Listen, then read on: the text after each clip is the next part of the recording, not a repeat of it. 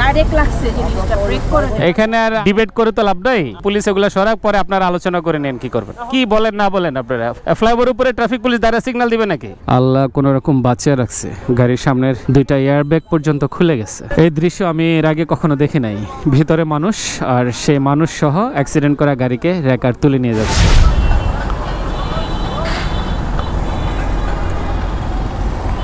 কি হইল ফ্লাইওভার উপরে? এই পিকআপ আর প্রাইভেট কার মুখোমুখি সংঘর্ষ হয়ে একেবারে অবস্থা খারাপ। ফোন দিছে কেউ 999-এ?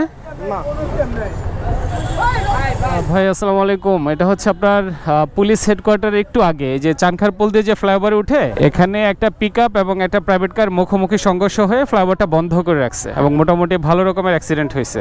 গাড়ি ভেঙে চুরে রাস্তাটা বন্ধ করে রাখছে। ট্রাফিক পুলিশ ফ্লাইওভারের উপরে কি করবে, কি বলেন না বলেন আপনারা? ফ্লাইওভারের উপরে ট্রাফিক পুলিশ দাঁড়া সিগন্যাল দিবে নাকি? আপনারা সংশ্লিষ্ট ট্রাফিক পুলিশ বা থানা পুলিশকে এখানে একটু পাঠান। না না, এখানে আপনি যদি 1 মিনিট লেট করেন এখানে দুই পাশে কিন্তু প্রচুর জ্যাম লেগে যাবে। কাইন্ডলি একটু ব্যবস্থা নেন। আচ্ছা ঠিক আছে জি, থ্যাংক ইউ। তো এদিক দিয়ে তো বাস চলাচল করে, কিন্তু আপনি প্রাইভেট কার কেন যেতে পারলেন না সোজা? না না, আইল্যান্ডে যে কোনো ইচ্ছা এটা সবই ছিল। আইল্যান্ডটা বাড়ি গিয়ে আইল্যান্ডটা পড়ে গেছিল। হ্যাঁ, যখন এক আইল্যান্ড পড়ে গেছে চক্করে যখন ব্যালেন্স হারিয়ে ফেলছেন। মানে এই গাড়ি তো আপনি রেকা ছাড়া ইমিডিয়েট সরাইতে পারবেন না। পিকআপের ড্রাইভার না আপনি? কি হয়েছে একটু বলেন সংক্ষেপে।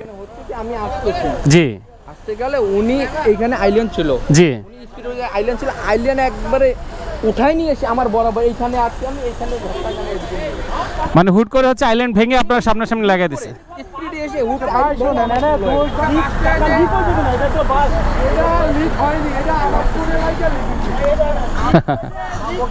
অন্য ইস্যু তৈরি করতেছে ভদ্রলোক।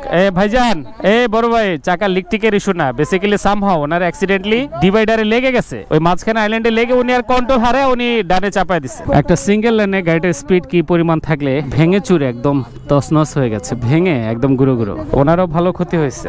ম্যাডাম, আপনারা একটা কাজ করেন, আপনারা ফার্স্ট এডের ব্যবস্থা নেন। আপনি এই যে হাত কাঁপতেছে আপনার, এই যে হাতের তো হচ্ছে কোথায় ম্যাডাম? পা থেকে পড়তেছে? আপনাদের কেউ আছে? ওহো, আপনি একটু বসেন ম্যাডাম, রাস্তার পাশে একটু সাইডে বসেন, কিচ্ছু হবে না, বসেন আপনি। এই তো পুলিশ চলে আসছে।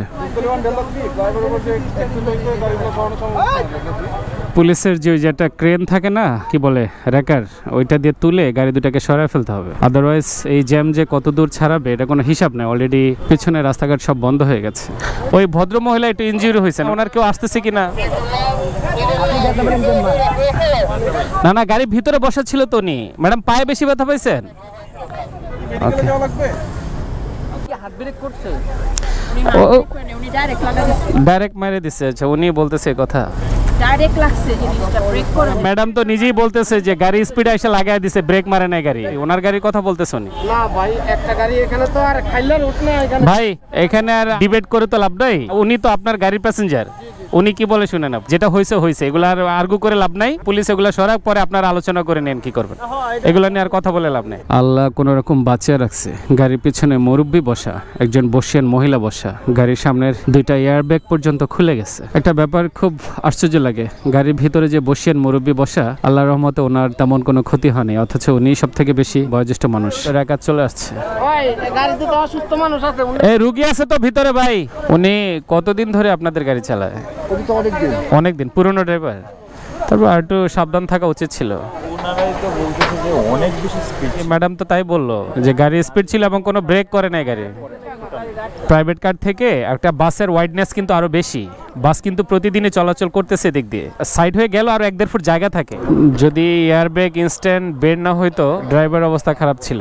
দুইটা এয়ারব্যাগ বের হয়ে গেছে গাড়ি থেকে। এই দৃশ্য আমি এর আগে কখনো দেখি নাই। ভিতরে মানুষ আর সেই মানুষ সহ অ্যাক্সিডেন্ট করা গাড়িকে রেকার তুলে নিয়ে যাচ্ছে। যারা তুলে নিচ্ছেন ওনারা বলতেছেন যে কিচ্ছু হবে না, উনি বসা থাকুক গাড়িতে, যেহেতু উনি অসুস্থ মানুষ। শত শত মোটরসাইকেল, শত শত গাড়ি আটকা পড়ছে ফ্লাইওভার ওই পাশে। তো এটা ক্লিয়ার না করা আগ পর্যন্ত এই জ্যাম যে কোথায় গিয়ে ঠেকবে আল্লাহই জানে। এই চানখারপুল থেকে এই জ্যাম দেখেন জাস্ট 10 মিনিটের মধ্যে কোথায় চলে গেছে। ফ্লাইওভার খুবই সেন্সিটিভ একটা জায়গা, এখানে যদি মাত্র 5 মিনিট রাস্তা বন্ধ থাকে, কয়েক কিলোমিটার পর্যন্ত জ্যাম লেগে যেতে পারে। চানখারপুল থেকে এই টোল প্লাজা পর্যন্ত এবং এখান থেকে দেখা যাক। গ্যাপে গ্যাপে অ্যাম্বুলেন্স দেখা যাচ্ছে। পুরো ফ্লাইওভার জ্যাম লেগে গেছে, যতদূর চোখ যাচ্ছে রাস্তার ডান পাশে সম্পূর্ণ জ্যামে আটকা পড়ে আছে। পিছনের গাড়িগুলো জানে না যে সামনে আসলে কি ঘটনা ঘটছে। একটা ভুল মানুষকে কতটা ড্যামেজ করে দিতে পারে, একটু অসতর্কতা আপনাকে জীবনে কতটা পিছনে ফেলে দিতে পারে, এই দুর্ঘটনা দেখলে সেটা আন্দাজ করা যায়। যারা এই রাস্তায় চলাচল করেন প্রতিদিন, যারা রাস্তায় বের হন, একটু সাবধানে চোখ কান খোলা রেখে দেখে শুনে তারপর চলাচল করবেন। যে যেখানে আছেন, যে অবস্থা আছেন, প্রত্যেকেই ভালো থাকেন, সুস্থ এবং নিরাপদ থাকেন। আল্লাহ হাফিজ।